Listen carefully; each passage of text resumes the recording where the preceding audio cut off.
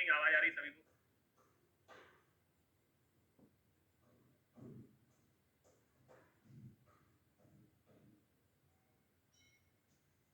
के बारे में उसका आयुर्वेदिक इतिहास का बैकग्राउंड और उसकी विशेषताएं स्टार्ट करते हैं। सबसे पहले कि इसके उपदेष्टा कौन है। उपदेष्टा कहने का मतलब है कि पुराने जमाने में अध्ययन गुरु शिष्य परंपरा से होता था। गुरु उपदेश देते थे, शिष्य उनको सुनते थे और बाद में उसको तंत्र के रूप में विकसित करते थे, बुक्स के रूप में लिखते थे। तो आज उपदेष्टा धन्वंतरी जी है और इनका काम काल जो है वो 2350 ईसा पूर्व, सबसे ओल्डेस्ट टाइम है 2350। अभी जैसे हमने पुनर्वसु आत्रे का पढ़ा था वो 1000 वर्ष ईसा पूर्व था, अग्निवेश का पढ़ा था वो 1000 ईसा पूर्व था। अभी हम जिस काल में जी रहे हैं 200 जो है 20वीं शताब्दी में 2023 चल रहा है, तो वो ईसा के पश्चात चल रहा है। तो 150 में जोड़ना पड़ेगा, तो वो लगभग 4373 साल पहले की बात हो जाएगी जब जो है धन्वंतरी थे। तो प्रतिष्ठा का काल 2350 ईसा पूर्व में। दंतकर्ता इसके वृद्ध सुश्रुत हैं जिनका काल 1000 से 1500 ईसा पूर्व माना जाता है। और ये टाइम उपनिषद काल है, क्योंकि उपनिषद का मतलब होता है गुरु के समीप बैठ कर अध्ययन करना। इस समय में गुरु शिष्य यानी आश्रम परंपरा चलती थी। गुरु उपदेश देते थे, छात्र उनको सुनते थे, गुरु के समीप बैठकर अध्ययन। तो जो समय है वो उपनिषद काल के समय के नाम से जाना जाता है। प्रथम प्रति संस्कर्ता इसके सुश्रुत है। तो यहाँ पर दो सुश्रुत का वर्णन आया है, एक वृद्ध सुश्रुत का और एक जो सुश्रुत है उनका काल जो है वो 2वीं शताब्दी है। सेकंड नंबर के हैं, क्योंकि ये फर्स्ट नंबर के हो जाएंगे और इनको अपन को सेकंड नंबर बोलना पड़ेगा। तो ऐसा हम याद कर सकते हैं कि इनका काल जो है 2वीं शताब्दी सेकंड नंबर के है। और चरक सुश्रुत में कितना डिफरेंस है, तो चरक सुश्रुत में डिफरेंस जो है वो 400 साल का हो जाएगा, क्योंकि चरक का 200 ईसा पूर्व था। इस प्रकार से चरक और सुश्रुत के समय में कितना अंतर है, तो उसका आंसर होगा 400 साल का अंतर है। द्वितीय प्रति संस्कर्ता जो है नागार्जुन है, इनका काल 5वीं शताब्दी है। तो याद रखने का तरीका में नाग धन अर्जुन दो भागों में बांटते हैं, और अर्जुन जो है वो हम सभी जानते हैं क्या में शामिल थे, 5 पांडवों में शामिल थे। 5 पांडव में शामिल थे। ये हमारे दिमाग की थॉट प्रोसेस होना चाहिए। इस तरीके से अगर हम इसको समझेंगे तो हमें लंबे समय तक याद रहेगा कि जो नागार्जुन का काल है वो क्या है, 5वीं शताब्दी। फिर आए द्वितीय शुद्धिकर्ता, पाठ शुद्धिकर्ता या तृतीय प्रति संस्कर्ता जिनको कह सकते हैं। पाठ शुद्धिकर्ता या तृतीय प्रति संस्कर्ता जो है वो चंद्रक है, इनका काल 10वीं शताब्दी। यहाँ पर भी हम इसको बांटते हैं चंद्र धन तट। चंद्र के तट पर यानी किनारे पर, या फिर ऐसा कह सकते हैं कि चांद को बहुत समीप से दिखाने की बात हो रही है। एक व्यक्ति ने कहीं पढ़ा हुआ देखा कि यहाँ चांद के पास से दर्शन कराए जाते हैं, तो व्यक्ति ने सोचा कि ये कहीं मुझे लाइव डेमोस्ट्रेशन दिखाएंगे बढ़िया डिजिटली, पर वीडियो के माध्यम से चांद पे लेके जाएंगे, वहाँ की सतह वगैरह दिखाएंगे। तो बैठा रहा वहाँ पर एक सरोवर था, उसकी टेबल लगी हुई थी, वहाँ बैठा रहा। थोड़ी देर बाद अंधेरा हो गया तो चंद्रमा पानी में दिखने लग गया। तो बेटा ने कहा देखो चांद तो पास से दिखे। तो कभी कभी हम जो पढ़ते हैं वो ढंग से नहीं पढ़ पाते हैं, हमको पाठ शुद्धि की जरूरत होती है। तो इस कहानी के माध्यम से मैंने समझाया कि चंद्रक का जो है काल 10वीं शताब्दी है, क्योंकि वो वहाँ पर जो देखने के लिए रेट थे वो कितने थे, 10 रुपए थे।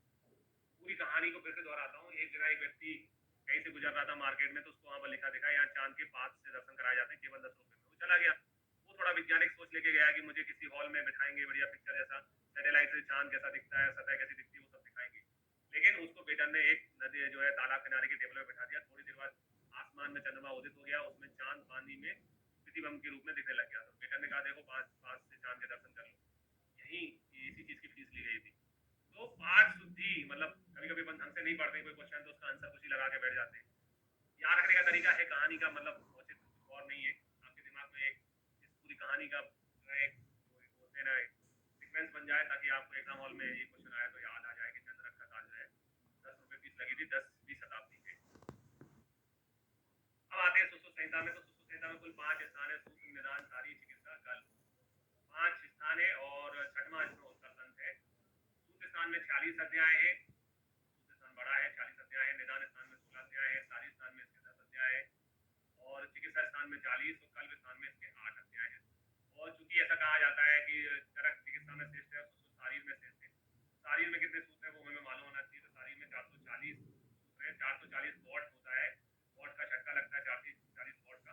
तो ऐसा याद कर सकते हैं कि 440 वॉट का झटका हमारे शरीर में लगता है, पूरे शरीर की सिरा धमनियां पेशियां सब नजर आने लगती है। तो 440 फिगर याद हो जाएगा।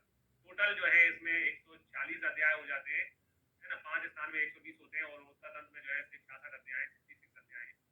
कुल सूत इसमें जो है 8,300। तो एक अपन ने एक जैसे शल्य क्रिया हुई, शल्य क्रिया का बिल बनाया, छोटी मोटी असमरी निकाल दी, है ना, छोटा मोटा जो है हाइड्रोसील का ऑपरेशन करा दिया, तो उसका बिल कितना बनाया? 8,000।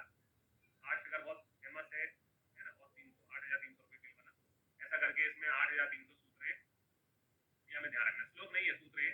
चरक में 9295 थे, चरक का तुरंत आपके जवान में आना चाहिए। चरक में कितने थे? चरक में 9295 थे, 9,295 थे, इसमें 8,300। फिर कुछ फैक्ट, नागार्जुन ने उत्तर तंत्र की रचना की है, यानी सुश्रुत संहिता का जो उत्तर तंत्र है किसके द्वारा रचित है? नागार्जुन द्वारा है। यानी जो अपन पढ़ते हैं उसकी 2 पार्ट में आती है, एक जो है फर्स्ट पार्ट रहता है, एक सेकंड पार्ट रहता है। तो सेकंड पार्ट जो उत्तरार्ध है, उत्तर तंत्र है, वो किसका है? नागार्जुन। वर्तमान में जो सुश्रुत संहिता हमें देखने को मिलती है वो लगभग 10वीं शताब्दी के काल समय की है। सुश्रुत संहिता में चरक का जो विमान, इंद्रिय और सिद्धि स्थान नहीं है। कौन कौन से स्थान नहीं है? विमान, विमान स्थान नहीं है, इंद्रिय स्थान नहीं है, और सिद्धि स्थान नहीं बताया गया। 5 स्थान है, एक उत्तर तंत्र है। सुश्रुत संहिता की टीका में आते हैं, तो टीकाएं बहुत फेमस है। सबसे पहली टीका जज्जट की है। तो जज्जट को भृतही का टीकाकार माना जाता है। टीकाकार कौन सा? संस्कृत टीकाकार माना जाता है। भृतही का संस्कृत, इनने भृतही पे संस्कृत टीका लिखी है। तो चरक पे अपन ने पढ़ा था कि निरंतर पद व्याख्या, और 9 महीने तक जो है जो बाल कटाने के लिए क्या बोलता था? नो बोलता था, उसको अपन ने जज्जट बोला था। तो जज्जट जो है भृतही के संस्कृत टीकाकार है, इनका काल जो है वो नो बोलते हैं बाल कटाने को, जिससे उनकी जटाएं हो जाती है। ऐसा अपन ने याद किया था चरक के समय। कोई चीज को रिवाइज करना है, इनका काल 9वीं शताब्दी है, और जो है बाल कटाने को नो बोलते हैं, तो 9वीं शताब्दी है, ऐसा हमें याद रखना है।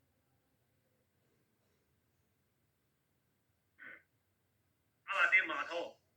माधव जो है, जैसे दिल्ली में हर लड़की का नाम पूजा या नेहा हो सकता है ना, यूपी में हर दूसरे लड़के का नाम जो है राम या गोपाल हो सकता है। तो उस जमाने में एक कॉमन नाम था माधव। जैसे अपन माधव सुन के हमारे दिमाग में घुसता है माधव निदान। माधव निदान नहीं है, ये माधव दूसरे हैं, इनका काल 9वीं शताब्दी। ये भी दूसरे माधव है, ठीक है। जैसे वो गोलमाल पिक्चर का डायलॉग है, उस पिक्चर में बोलते हैं आई वांट गोपाल गोपाल गोपाल। गोपाल बहुत यूनिक नाम था, ऐसे ही यहाँ माधव है। माधव निदान का जो माधव अपन देखते हैं, स्वरूप देखते हैं, उसमें बहुत सारे श्लोक हैं।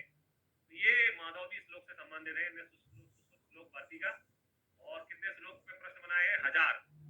तो श्लोक वर्तिका में प्रश्न सहस विधान, इनकी बुक का नाम है श्लोक वर्तिका। श्लोक की भर्ती बनाई कितने? 1000 क्वेश्चन की भर्ती बनाई। जैसे जो नकलची रहते हैं ना, मैन छांट के लिख लेते हैं अलग से, ये एग्जाम में आ सकता है उसकी, है ना, चिट बना लेते हैं। तो वैसे ही इन्हें 1000 श्लोक की, 1000 प्रश्नों की श्लोक की भर्ती बना ली। ऐसा एक दिमाग में याद रखना है। लेकिन अगर जो है ऐसा करते हो तो ये अच्छी चीज नहीं होती है नकल करना। तो अपन क्या बोलेंगे? नो बोलेंगे। इनका टाइम भी क्या है? 9वीं शताब्दी है। माधव पे बहुत सारे प्रश्न किए गए। कौन से माधव हो? कौन से माधव हो? माधव निदान वाले माधव की, यूपी वाले माधव। तो श्लोक वर्तिका या प्रश्न सहस विधान जो है वो माधव की है, इनका काल 9वीं शताब्दी है। गैदास, जैसा अपन ने वहां पर चरक चंद्रिका देखी थी, इन्होंने चरक चंद्रिका की यहाँ पर सुश्रुत के निदान स्थान पर न्याय चंद्रिका लिखी है। ना से न्याय, ना से निदान, ना से न्याय, ना से निदान। सुश्रुत के निदान स्थान पर इन्होंने क्या लिखी है? न्याय चंद्रिका लिखी है। किसी को पंचिका कहते हैं। जैसे अगर छोटी सी गाइड होती तो उसको कुंजी बोलते हैं, कुंजी, कुंजी है ना। वैसे ही यहाँ पर थोड़ी शॉर्ट फॉर्म में कोई चीज रहती है तो उसको पंजिका कहते हैं। पंजिका, यहाँ बृहद पंजिका जो है गैदास की रचना है। निदान स्थान पे है जो है, इसलिए इसको न्याय चंद्रिका नाम यहाँ कर सकते हैं। ना से निदान, ना से न्याय, गैदास की ना से न्याय, न्याय से निदान, निदान स्थान पे न्याय चंद्रिका। और चूंकि इनने चरक चंद्रिका भी लिखी है, इसलिए इनका नाम जो है न्याय चंद्रिका भी लिखी है। चरक चंद्रिका, न्याय चंद्रिका, तो दो चंद्रिका जो है इन्होंने लिखी है, इसलिए चरक चंद्रिका, न्याय चंद्रिका लिखी होने के कारण इनको चंद्रिकाकार भी कहते हैं। इनका नाम क्या है? गैदास का चंद्रिकाकार भी है। और एक से एक चक्कर चलते हैं। देवदास पे एक से एक मूवी बनी है, ऐसा करके अपन ने याद किया था कि देवदास पर एक से एक पिक्चर बनी है।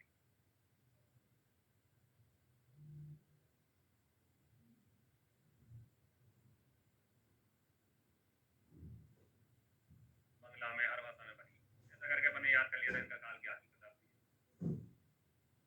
फिर और चक्रपाणी। चरकपाणी ऐसे व्यक्ति हैं जो चरक सुश्रुत के बाद में और जिनका स्थान सर्वोपरि है। तो ऐसे चक्रपाणी ने सुश्रुत लिखी है भानुमति, है ना, और या फिर इसको तात्पर्य टीका भी कहते हैं। तो हमने एक साउथ पिक्चरों का डायलॉग बनाया कि चक्रपाणी कौन है? तो भानु जैसी, भानु कहते हैं सूर्य को, भानु कहते हैं सूर्य को, तो जिसमें सूर्य के समान जो है मति यानी बुद्धि हो, सूर्य की जैसी तेज बुद्धि हो, मति हो, ऐसे व्यक्ति से तात्पर्य है चक्रपाणी जी।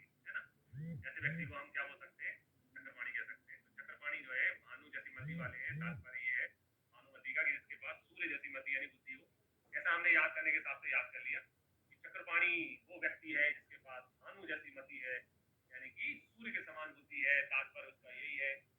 तो चक्रपाणी ने सुश्रुत निदान स्थान पर लिखी है, सुश्रुत निदान स्थान को सुश्रुत सूर्य स्थान पर लिखी है, निदान पे तो केवल चंद्रिकाकार ने लिखी है, जयदास ने लिखी है, सूर्य स्थान पर भानुमति टीका लिखी है।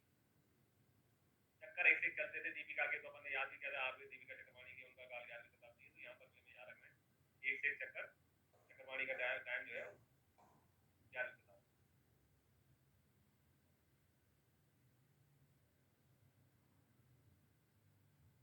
फिर आते हैं भास्कर ने लघु पंजिका लिखी है, जैसे एक हम लोग पढ़ते हैं दैनिक भास्कर, है ना, दैनिक भास्कर पेपर आता है, मेन पेपर होता है दैनिक भास्कर, और उसके साथ एक आ जाता है सिटी भास्कर। एक दैनिक भास्कर होता है, एक सिटी भास्कर होता है, तो एक पेपर आता है, उसके पीछे दूसरा पेपर लघु पेपर आ जाता है। भास्कर ने लिखी है जो है भास्कर का लघु छोटा पेपर आता है, पहले ये पहला एक आता था, फिर दूसरा आने लग गया। इनका टाइम जो है 12वीं शताब्दी है। पेपर जो है में 12 बजे तारीख चेंज हो जाती है ना, पेपर में जो है वो 12 बजे तारीख चेंज हो जाती है, 12 PM होंगे तो 12 PM के बाद में दूसरा पेपर का पेपर हो जाता है। 12वीं शताब्दी इनका काल है भास्कर का। चालाल से याद रखना है, जैसे डलिया सब्जी वब्जी खरीदने की डलिया होती, तो एक व्यक्ति हर स्कूल में जाता था, बोले निबंध लिखो कि आधुनिक काल में हार्वेस्ट की क्या उपयोगिता है। लोग निबंध लिखते थे, निबंध लिखते उसकी डलिया भर जाती थी, 12 डलियों की रद्दी बेच देता था और फर्स्ट सेकंड पुरस्कार दे देता था। आजकल ऐसा प्रचलन बहुत बनता है, सबसे रजिस्ट्रेशन कराओ, फिर उसके बाद में फर्स्ट सेकंड पुरस्कार दे दो, है ना, उसी पैसे से। चालाल ने निबंध संग्रह लिखी है, डलिया भर जाती थी, निबंध संग्रह डलिया भर जाती थी, 12वीं शताब्दी 12 डलिया भरती थी 12वीं शताब्दी का काल है, ऐसा हमें याद रखना है।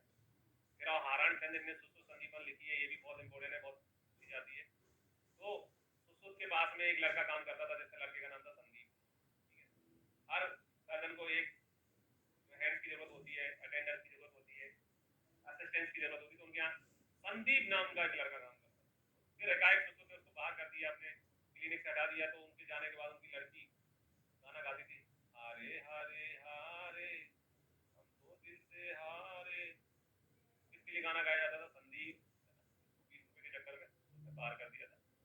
याद रखने के तरीके हैं, इतनी सारी कहानी सुनने का, याद कराने के तरीके के लिए है कि सुश्रुत संदीपन आरामचंद ने लिखी है, 20वीं शताब्दी उनका काल।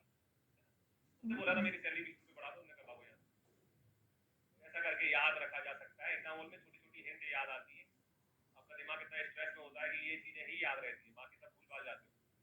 एग्जाम में लेकिन जब क्वेश्चन आता है सुश्रुत संदीपन में 4 ऑप्शन में आप हारण देखते हो तो आपको गाना याद आ जाता है, हारे हारे हारे हम तो दिल से हारे।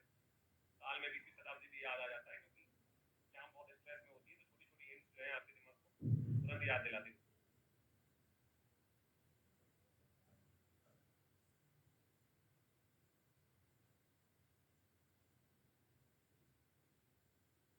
अभी आएंगी वो संज्ञा चक्रपाणी जब पढ़ेंगे तो सारी चीजें आ जाएंगी आपको। अभी चक्रपाणी अभी जितने भी रचयिता है उनका परिचय पढ़ेंगे अपन। यज्ञ का चरक में निरंतर पद व्याख्या से सुश्रुत पे जो है संस्कृत टीका है, उसी नाम से है वो, सुश्रुत टीका नाम से है।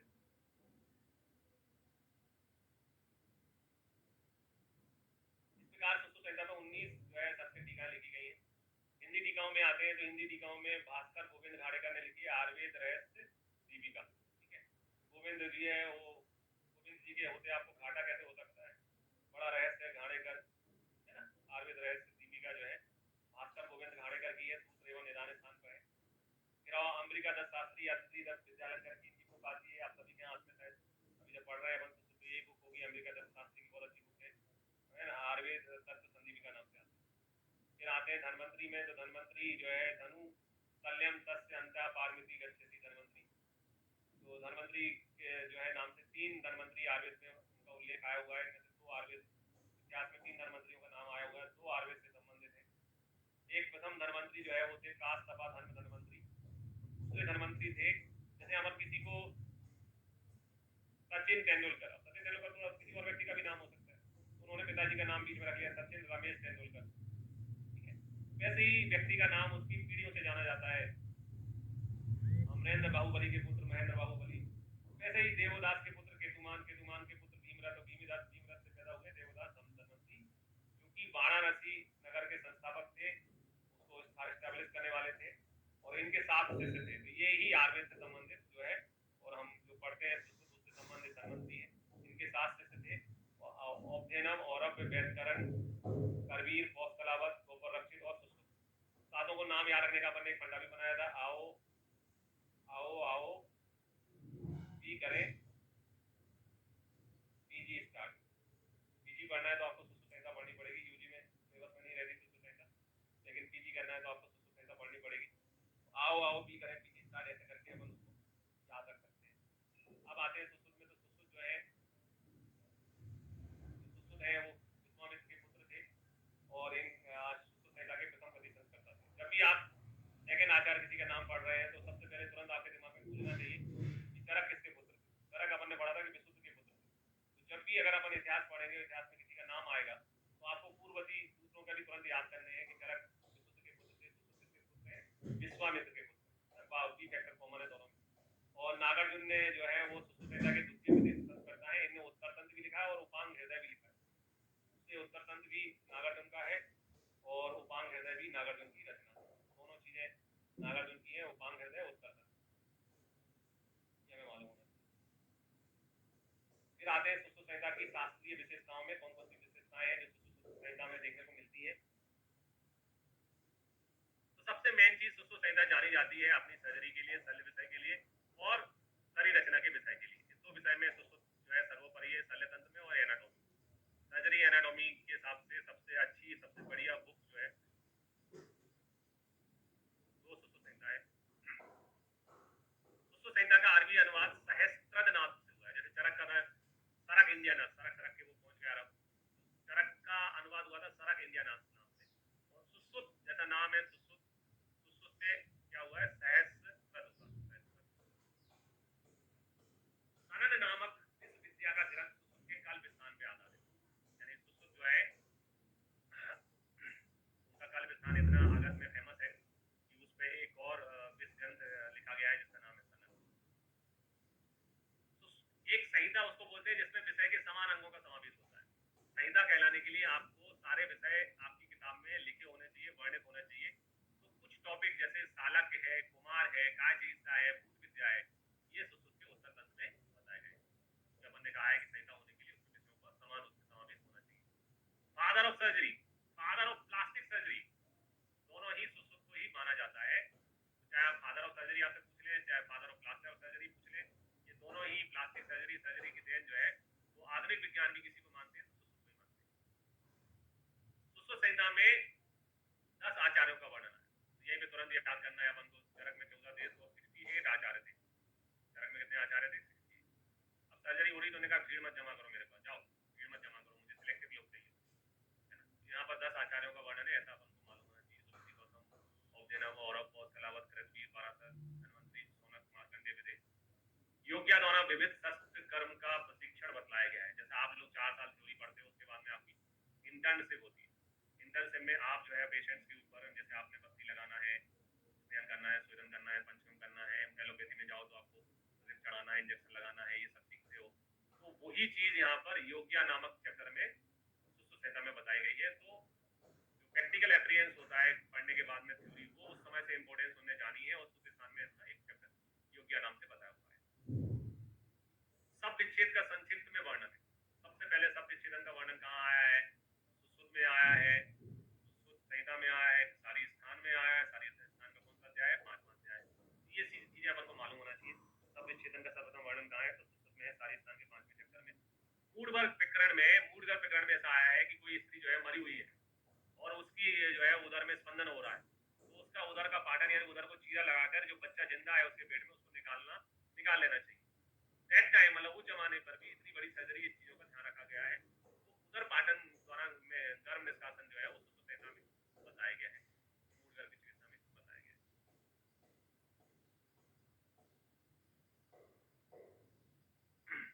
अब आते हैं कुछ चीजें जो कुछ फैक्ट हैं, जैसे व्रण के 60 उपक्रम बताए हैं सुश्रुत में। सुश्रुत में पढ़ेंगे अपन बिना उसमें चिकित्सा स्थान में व्रण के 60 उपक्रम आएंगे। चरक में 36 उपक्रम बताए गए हैं। सुश्रुत में शल्य विषयार्थ मर्म को बोला गया है कि शल्य के ज्ञाता को मर्म का ज्ञान होना चाहिए। तो शल्य चिकित्सार्थ जो है वो शिरावेदन को बोला गया है। जैसे पंचकर्म में अपन पढ़ते हैं तो पंचकर्म में बमन आता है, विरेचन आता है, वीरू अनुवासन बस्ती आती है, नस आता है।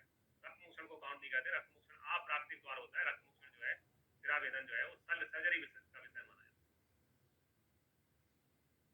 उपसर्ग नाम दिया है किसको, उपद्रव, यानी जो उपद्रव जिनको संक्रामक रोग कहते हैं दूसरे आचार्य है ना, उसको इनने उपसर्ग नाम दे रखा है। उपसर्ग रोग के रोगों का वर्णन उसमें मिलता है। चरक और सुश्रुत दोनों ही ऋतु की गणना, गणना का मतलब होता है काउंटिंग। जैसे आपसे बोले कि 6 ऋतुओं के नाम बोलो, तो आप कैसे बोलते हो, शिशिर बसंत ग्रीष्म वर्षा शरद हेमंत, ऐसा बोलते हो। और जब लिखने जा बुक में लिखो, बुक में लिखने जाओगे या किताब में लिखने जाओगे तो आप उसकी शिशिर के बारे में ज्यादा वर्णन है नहीं है, तो आप पहले हेमंत का वर्णन करते हो, फिर लिख देते हो कि शिशिर में ठंड और ज्यादा बढ़ जाती है। ठीक है, तो गणना में पहले शिशिर ऋतु आती है, वर्णन में पहले हेमंत ऋतु, दो शब्द अलग है, वर्णन और गणना। जब काउंटिंग करते हैं तो अपन बोलते हैं शिशिर बसंत ग्रीष्म वर्षा शरद हेमंत गणना में। लेकिन जब इनकी डिटेल पढ़ना स्टार्ट करते हैं तो पहले हेमंत का वर्णन आ जाता है, क्योंकि शिशिर में केवल इतना लिखा जाता है कि शिशिर में शीत अधिक होती है। शिशिर ऋतु में क्या होता है, शीत अधिक होती है, ठंड और बढ़ जाती है, तो ज्यादा लिखने का होता ही नहीं है, तो पहले हेमंत का वर्णन किया जाता है। वर्णन के रूप में पहले हेमंत ऋतु बताई जाती है। नाभि में प्राणों की स्थिति मानी है और उसको ज्योति स्थान दिया है। इंपोर्टेंट है, सर्जरी में नाभि बहुत इंपोर्टेंट है। प्राणों की स्थिति मानी है। नाभि में सुसुप्त को सिरा और धमनियों का मूल मानते हैं, है ना। सुसुप्त क्या मानते हैं, सिरा और धमनी का मूल मानते हैं नाभि। चरक हृदय को मानते हैं, ये सिरा धमनी को, धमनी का मूल नाभि मानते हैं। प्राणों की स्थिति मानी है। जैसे अपन रावण के प्राण नाभि में ही थे, है ना। अगर अपन माइथोलॉजिकल भाग में जाते हैं, पुरानी चीजों में जाते हैं। फिर औपसर्गिक रोग का सर्वप्रथम वर्णन कुष्ठ निदान में आया। कुष्ठ निदान में बताया गया कि ऐसे बहुत सारे रोग होते हैं जो साथ में बैठने से, खाने से, बिस्तर शेयर करने से, कपड़े एक दूसरे के पहनने से, शरीर के स्पर्श से फैलते हैं, जिनको आज हम इन्फेक्शन डिसीज कहते हैं, संक्रामक रोग कहते हैं। उसको सुश्रुत ने नाम दिया है औपसर्गिक रोग, यानी कि फैलने वाले रोग। उस जमाने से अवेयरनेस थी कि बहुत सारे ऐसे रोग होते हैं जो फैलते हैं। तो कई सारी स्किन डिसीज होती है, जैसे दाद है, खाज है, रिंगवर्म है, वो फैलती है। तो रिंगवर्म है, स्कैबीज है, ये फैलते हैं। इसलिए कुष्ठ वाले चैप्टर में बहुत सारे चर्म रोग हैं वो फैलते हैं, इसलिए कुष्ठ वाले चैप्टर में इसका वर्णन सुश्रुत में आया। पित्त के 5 भेदों का वर्णन जो है वो अग्नि के रूप में किया। पाचक अग्नि, रंजक अग्नि, आलोचक अग्नि, विराजक अग्नि। चरक में बात के 5 भेदों का वर्णन मिलता है, तो सुश्रुत में पित्त के 5 भेदों का उल्लेख है। अयस्कृति शब्द का सर्वप्रथम जो है वर्णन जो है, शब्द का सर्वप्रथम नहीं बोलेंगे, सर्वप्रथम तो चरक में मिलता है। अयस्कृति का शब्द का वर्णन है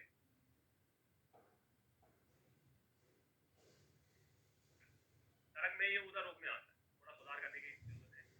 उदर रोग की चिकित्सा में आया है अयस्कृति शब्द।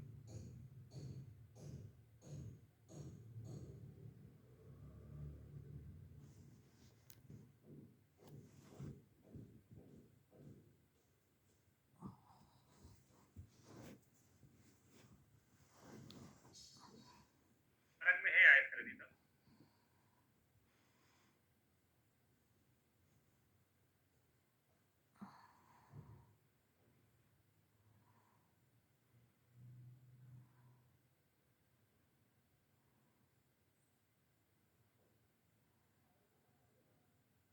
अयस्कृति शब्द जो है वो चरक में है। उधर थोड़ा सा सुधार करने की आवश्यकता है, कभी कभी चीजें मिस हो जाती हैं, इसको आप सुधार कर लीजिए।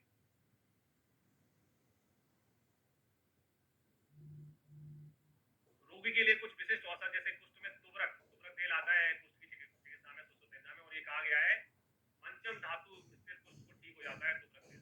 तुबरक तेल लाल मोगरा ऑयल कहते हैं, बहुत इंपोर्टेंट है। उसमें हरिद्रा का उल्लेख आया है।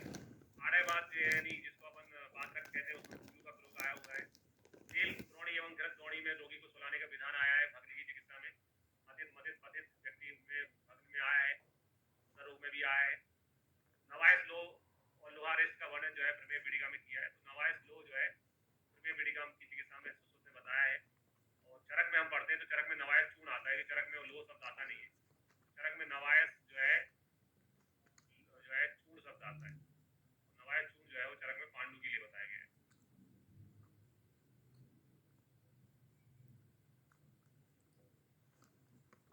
फिर आप विधि वैद्यक विषय जैसे गला घोटना, फांसी, है ना, जल में डूब जाना, ये सारे जो है ना फॉरेंसिक मेडिसिन के जो विषय होते हैं, फॉरेंसिक मेडिसिन के जो विषय होते हैं, व्यवहार आयुर्वेद के विषय होते हैं, तो सबसे पहले सुश्रुत संहिता में उनका उल्लेख आया है। फांसी लगा लेना, गला घोट देना, जल में डूब जाना, ये सारी चीजें जो अपन फॉरेंसिक में पढ़ते हैं वो इसमें बताई गई। विषकन्या का वर्णन है। विषकन्या का वर्णन जो है वो कौटिल्य शास्त्र में भी बताया गया है ना। संग्रहकार में भी को चतुर्दोष माना है व्रण के संदर्भ में, व्रण के बारे में बताते हैं तब जो है ना, रक्त को भी दोष के रूप में काउंट करते हैं कि जब आपको घाव होती, चोट लगती तो व्रण में कोई इन्फेक्शन होता है तो और वो तेजी से फैलता है। सक्रिय काल जो है वो सुश्रुत की देन है। सुश्रुत संहिता का सूत्र स्थान का 21वां चैप्टर है व्रण प्रश्न अध्याय, उसमें जो है सक्रिय काल बताया गया है। सुश्रुत अध्याय षडविध कषाय कल्पनाओं का वर्णन मिलता है। इन्होंने 5 विध कषाय कल्पना बताई थी, चरक ने इन्होंने 6 बताई है, क्षीर और समावेश किया है। सुश्रुत में कल्पनाओं का विस्तार हुआ है, ये कल्पना अलग से बताई है। सर्वप्रथम अरिष्ट निर्माण का वर्णन किया। सुश्रुत में जो है जैसे आसव है वो चरक में 84 आसव बताए गए हैं, तो आसव के बारे में डिटेल चरक में आ जाती है। चरक में क्योंकि 84 आसव बताए गए हैं, तो आसव की योनियां 9 बताई गई, 84 आसव बताए गए, तो आसव का जो श्रेय है या आसव का जो मतलब सर्वप्रथम वर्णन कहने की बात है वो चरक माना जाता है। अरिष्ट का लेकिन जो है वो कल्पनाओं में उसमें बताया गया। गिराव प्रभाव का अंतर्भाव वीर्य में किया है।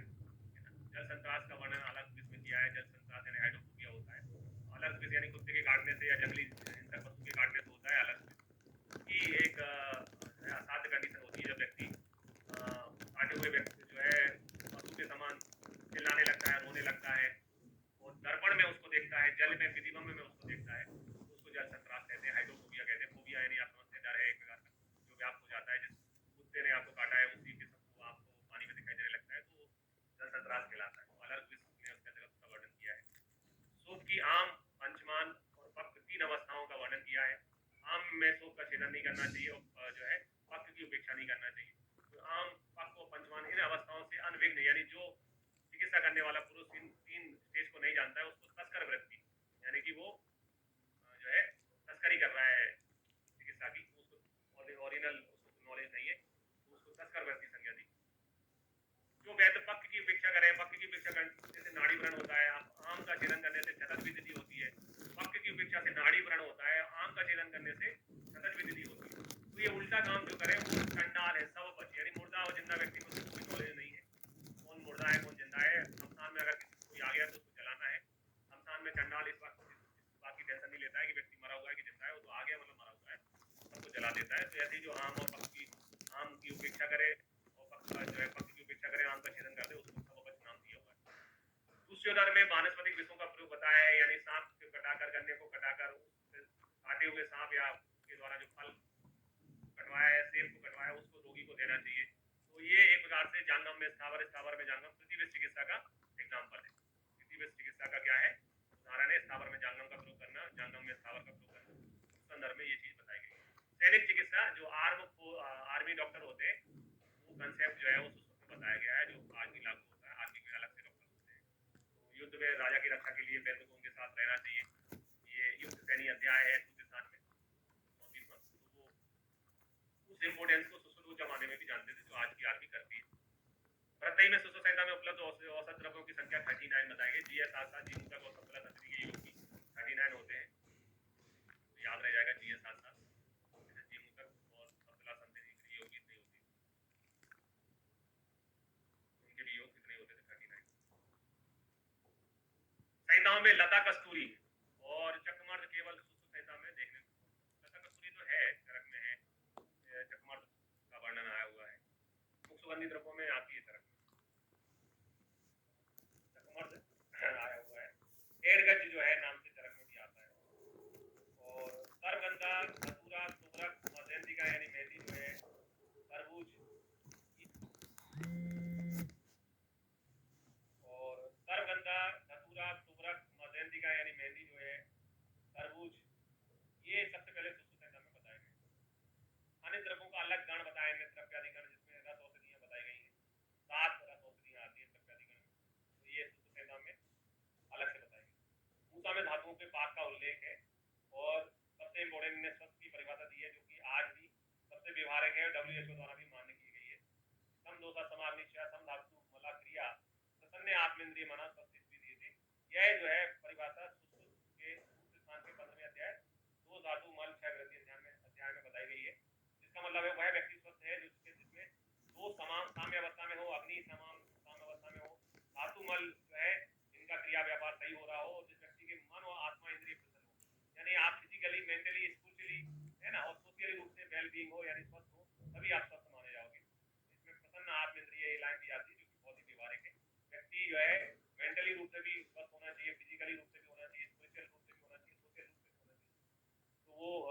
सर्वमान्य परिभाषा है जो कि उन्होंने सूत्र के 15वें अध्याय में 2 धातु 6 प्रति अध्याय में दी है।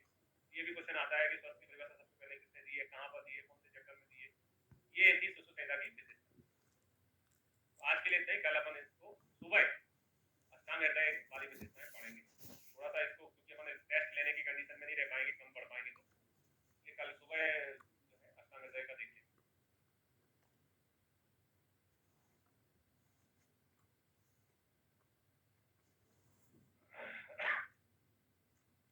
नाइन फिगर याद करना है तो 39 फिगर याद करने के लिए बताया कि जो जीमूतक होता है और जो सप्तला संकनी होते हैं, इनके भी जो योग होते हैं जो चरक संहिता में बताए गए हैं वो 39 बताए। जीमूतक के भी 39 योग होते हैं, सप्तला के भी 39 योग होते हैं, संकनी के भी 39 योग होते हैं।